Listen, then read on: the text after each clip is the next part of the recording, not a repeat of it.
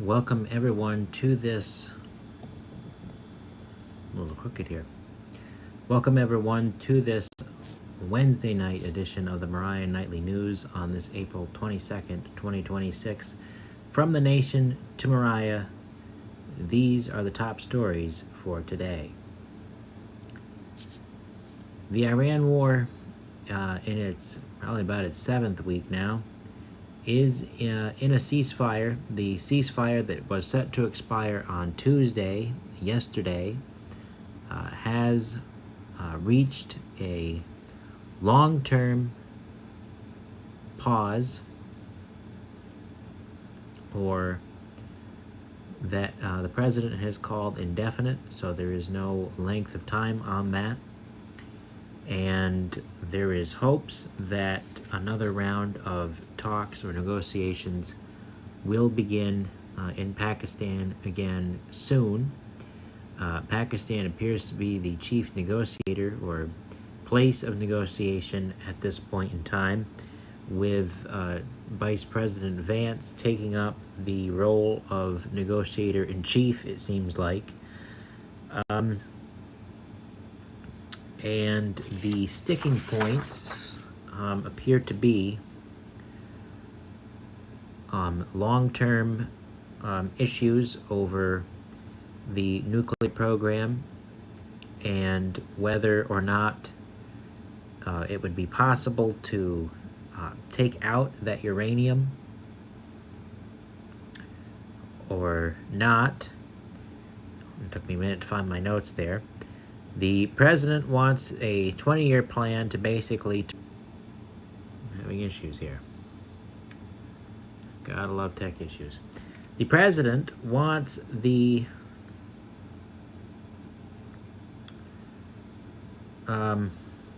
president wants all of that uranium turned over, and Iran so far in the negotiations is simply willing to agree to a 5-year plan that would freeze or halt any sort of enrichment on that uranium, but it would not turn it over.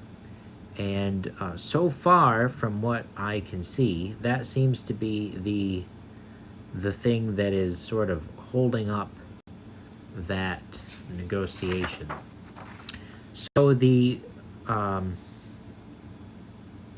naval blockade is still in effect, and they have turned away vessels at the Strait of Hormuz, and nothing is going out of there, and that remains a very contentious issue as well, for not only the nations involved directly with the conflict, but for China, for Europe, and pretty much everyone that needs oil. One of the things that caught my attention was the presence of what the Wall Street Journal reported as a shadow fleet, and that's simply what these are. In this case, it was the ship known as Rich Starry, is what it's called. And it was a Chinese vessel that is sanctioned by the U.S. Treasury Department that had been carrying Chinese oil. So this is very significant in terms of international relations and developments in that regard. And these are ships, this is not the only one of them, that are built or used by Iran, Russia, and China to avoid and evade basically the consequences of any kind of sanctions, and move things. In this case, it was oil, but I'm sure they're using it for other purposes as well, and evade any kind of international law. Now, this was interesting because, or interesting in part because President Xi issued a statement and said that, of course, this is in light of the ongoing trade disputes with the U.S. and his meeting with the president in May, said that The world could not go back to the days when world powers, quote, ran roughshod over international law, which seems to be the biggest hypocritical statement I've ever heard, considering that the Chinese government, especially with President Xi in charge, has done exactly that and then some, stealing intellectual property, especially American intellectual property, and a host of other international law violations, including taking islands, going island hopping, almost as if it were World War II again, and of course the build-up to possibly take Taiwan. So that seems like the pot calling the kettle black in that case. And I am not a fan of the Chinese government in the slightest. That's not saying anything against the Chinese people, because I'm sure many of them are wonderful, but their government is wicked and evil, and I have felt for many years that something would need to be done or would be done, and that situation would likely come to a head in the future. And it looks like with the way the world is heading and the way the world has been heading in the last decade, that that will be the case, especially in the midst of this economic both the trade war and what others have called pretty much a second Cold War, even though some do not want to call it that. That pretty much is what it is. With that being said, it was noted that Germany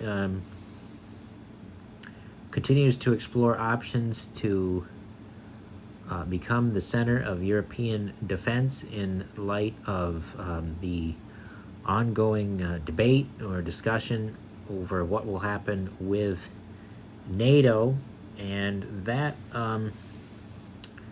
will be interesting to see how that shakes out as well.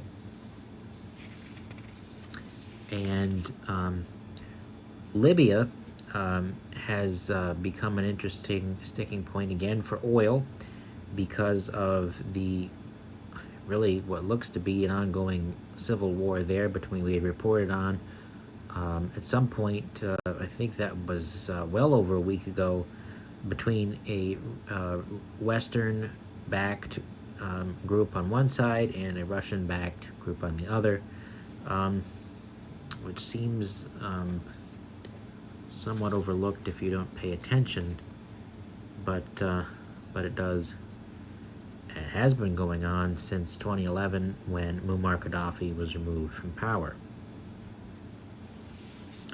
So that is a large portion of the major headlines on the world stage. So much of it is just so overwhelming to follow for a one-man operation that it is difficult to keep up with. Israel is still going back and forth in Lebanon with Hezbollah, despite the ceasefire there. Hezbollah had launched some drones at Israeli positions in southern Lebanon. There were also reports by the Associated Press of a journalist that was killed in Lebanon, and so still trying to keep up with the headlines there as they come in. But all of the headlines, no matter which section of the news that you follow, regardless of the outlet, in some way to the war and its ripple effects, be that if you click on a section from Europe or Asia or elsewhere, what's happening in the Middle East is definitely affecting all of it at this point in time. So looking at the state, that is not the state of affairs, although it certainly could be. Looking at the state and what's going on there, I believe in the time since we were on Monday.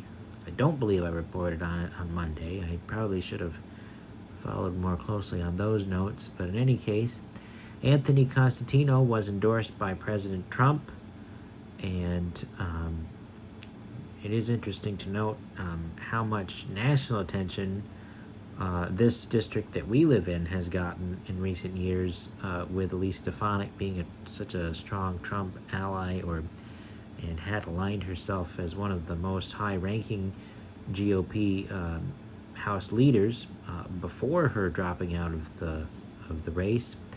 But Anthony Constantino was endorsed by Trump, and he had already had the endorsement of Rudy Giuliani, former New York City Mayor Giuliani, and he is being considered MAGA all the way by Trump. And although his GOP rival Robert Smullen claimed,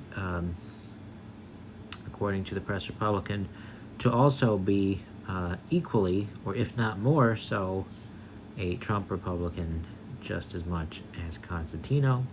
That will be for the voters to decide on June 23rd, when the Republican primary takes place. And the Democratic primary is that same day, and I would, of course, urge anyone to take part in the political process on both sides of the aisle.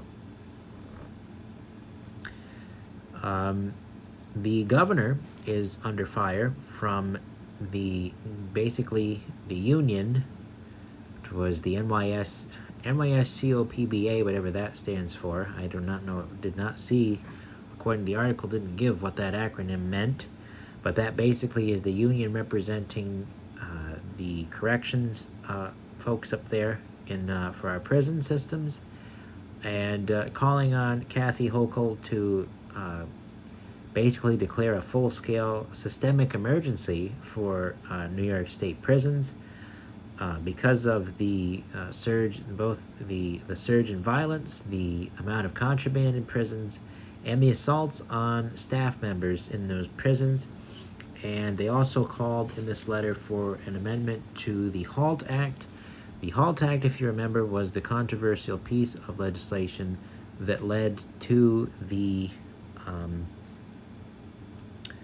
stepping down or striking of prison guards last year.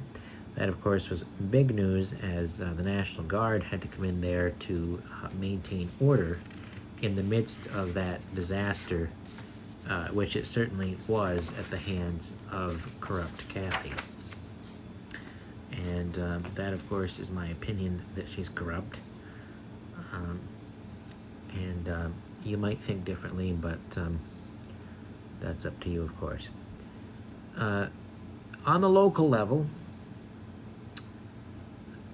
Ticonderoga is having that National Day of Prayer event that we announced on Monday. We did get more information on that. That is May 7th at 6 p.m.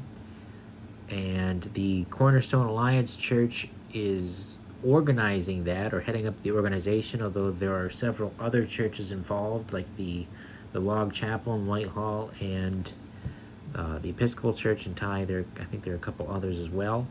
But the focus is praying for different areas of the nation, and the 7 areas of the church, government, business, education, military, family, and the media. So if anyone from there happens to listen to this, please pray for us as well. We'll take the prayer. Can never go without prayer, or never say no to prayer. And that is being headed up by, again, the Cornerstone Alliance Church, and the one of the elders, John Sharkey, from that church, is the contact person.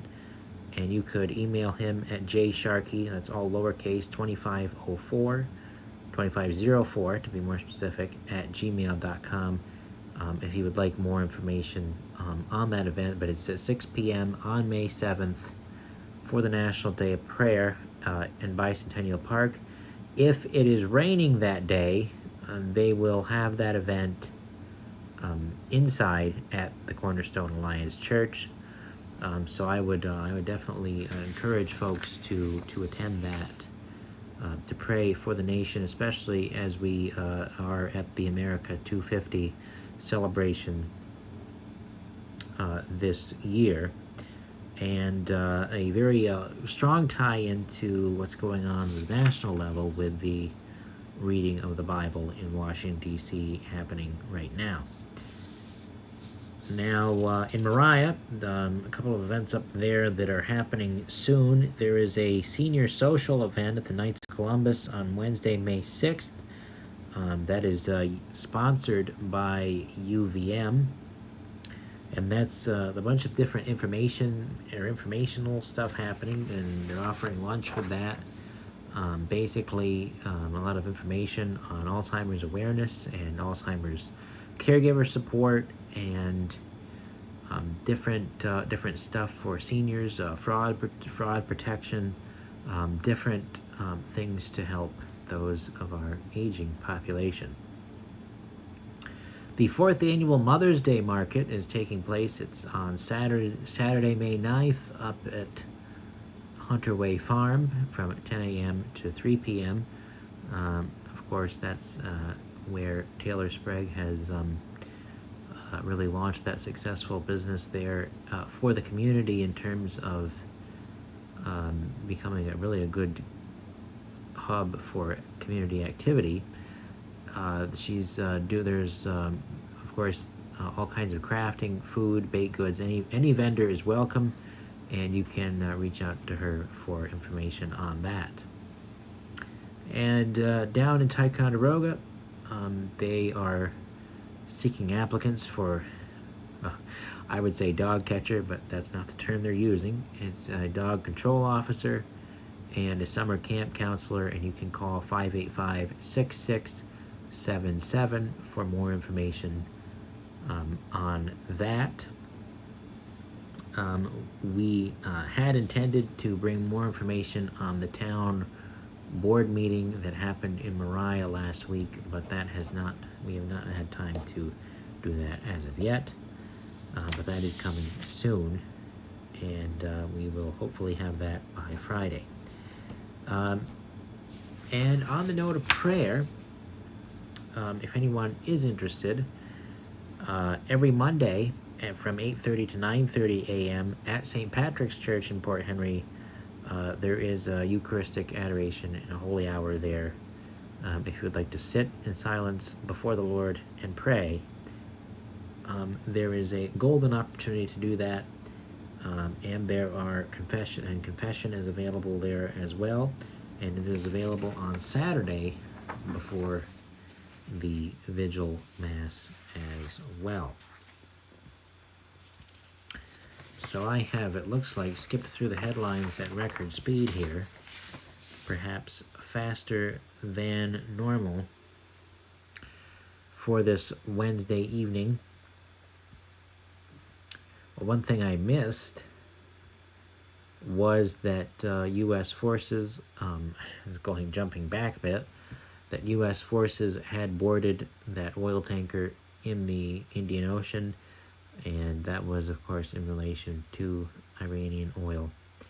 So prayer would definitely be needed across the board, whatever side of the political spectrum we fall on. It never hurts to pray for the nation and the world in these dark days.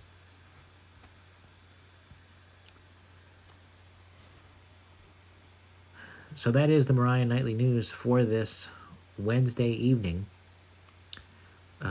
Join us on Friday when we will have perhaps a more thorough update when some of our end-of-the-week sources like the Times of Thai and others come out to help us out on that end.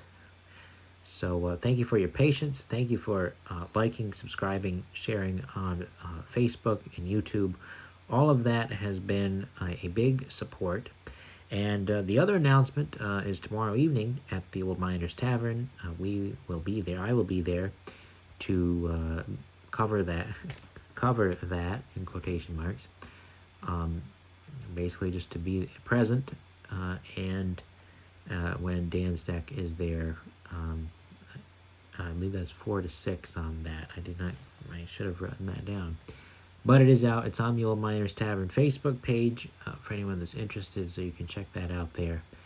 And I would encourage anyone to participate in that, considering it's a good opportunity locally to take part in the political process on the state level and express your opinion and make your voice heard for things or changes you'd like to see happen for the region, and what will come down for our community, for our town, for our county or counties in our local in the North Country. And of course, with that $4.5 million grant coming from the state, I'm sure that will be part of the discussion as well. So again, this is the Moriah Nightly News for this April 22nd, 2026. Stay well, stay safe, and God bless.